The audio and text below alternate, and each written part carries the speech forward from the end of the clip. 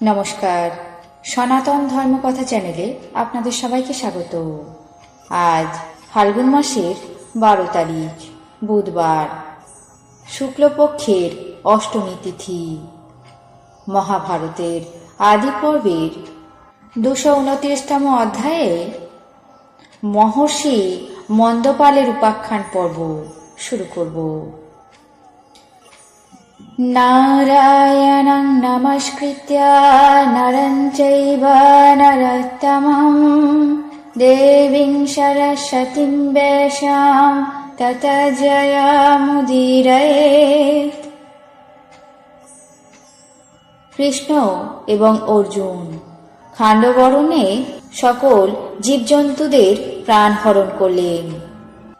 কৃষ্ণ নিজের চক্র দ্বারা অনেক অনেক পশু পক্ষীকে ছেদন করতে লাগলেন। মহাকায় জীবজন্তুগণ কৃষ্ণ অর্জুনের অস্ত্রের আঘাতে ছিন্ন ভিন্ন হয়ে আগুনে পড়তে লাগল। অগ্নিদেব প্রচণ্ড বেগে খাণ্ডব অরণ্য দগ্ধ করছেন। এমন সময় ভগবান কৃষ্ণ ময়দানবকে তক্ষকের ভবন থেকে পালাতে দেখলেন। মূর্তিমান অগ্নি কৃষ্ণের কাছে গিয়ে ময়াসুরকে দগ্ধ করার জন্য প্রার্থনা করলেন। কৃষ্ণ অগ্নির প্রার্থনা অনুসারে অসুরকে ছেদন করার জন্য চক্র তুললেন।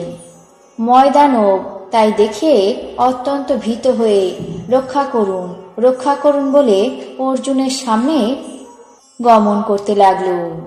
শরণাগত প্রতিপালক ধনঞ্জয় তার সেই করুণ স্বর শুনে দয়াপরবশ হয়ে ভয় নেই বলে আশ্বাস দিয়ে তাকে জীবিত করলেন।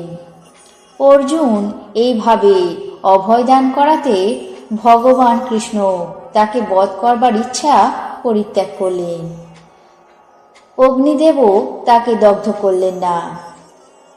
এইভাবে কৃষ্ণ অর্জুনের দ্বারা রক্ষিত হয়ে ভগবান অগ্নিদেব 15 দিবসে সেই বন সম্পূর্ণ দগ্ধ করলেন। এই 15 দিনের মধ্যে সেই বনের মধ্যে থাকা সমস্ত জীবজন্তুগণই প্রচণ্ড আগুনে দগ্ধ হল। রাজা জন্মেঞ্জয় মহর্ষি বৈশাম্পায়নকে জিজ্ঞাসা করলেন, হে ব্রাহ্মণ, সেই খাণ্ডব বন দহনের সময় অশ্বসেন এবং ময়দানব কিভাবে পরিত্রাণ পেল তা শুনেছি। এখন সাঙ্গকদের বেঁচে থাকার কারণ শুনতে উৎসুক হয়েছি। অনুগ্রহ করে তা বলুন। ঋষি বৈশম্পায়ন বললেন, হে রাজা জন্মেঞ্জয়, 4 সাঙ্গক যে জন্য এই প্রবল খাণ্ডবের অগ্নি থেকে পরিত্রাণ পেয়েছিল সেই বিষয়ে বর্ণনা করছি শুনুন। মন্দপাল নামে এক পরম ধার্মিক তপপরায়ণ বেদপারগ ঋষি ছিলেন। ওই তপস্বাধ্যায় সম্পন্ন জিতেন্দ্রীয় তপোধন ঊর্ধ্বরেতা ঋষিগণের আচরিত পথ অবলম্বন করেছিলেন। কিছুদিন পর তিনি তপস্যার পরাকাষ্ঠায় উত্তীর্ণ হয়ে দেহত্যাগ করে পিতৃলোকে গমন করলেন, কিন্তু সেখানে তপস্যার ফল পেলেন না। সেই মহর্ষি বহুদিন তপস্যা করেও নিষ্ফল হয়েছে দেখে ধর্মরাজের সামনে দেবগণকে সম্বোধন করে জিজ্ঞাসা করলেন, হে দেবগণ, আমি কি জন্য বহুদিন তপস্যার করার ফলেও সেই তপস্যার ফল ভোগ করতে বঞ্চিত হলাম? আমি মর্তলোকে কোন কর্তব্য কর্ম করিনি যাতে আমার তপস্যা নিষ্ফল হলো? আমি এখন তাই বলছি, হে দেবগণ, আমার অনুষ্ঠিত তপস্যার ফল কি তা বলুন।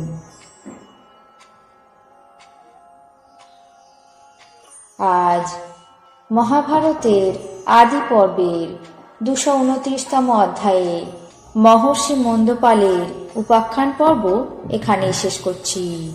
বাকি অংশ আগামী পর্বে পাঠ করে শোনাব। এখন জেনে নেব আজকের দিনের 12টি রাশির রাশিফল। মেষ, জলযানে বিপদ। বৃষ, অগ্নি ভয়। মিথুন, সংঘর্ষে আহত। কর্কট, আর্থিক চিন্তা। সিংহ, বাড়তি আয়। কন্যা, সন্তানের উৎপত্তি। তুলা, প্রণয় সুখ। বৃশ্চিক, অংশীদারিতে লাভ। ধনু, নিকট ভ্রমণ। মকর, সুনাম বৃদ্ধি।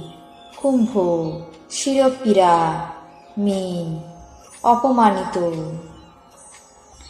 এই ছিল আজকের দিনের 12টি রাশির রাশিফল। আপনাদের কেমন লাগলো তা অবশ্যই কমেন্ট বক্সে জানাবেন।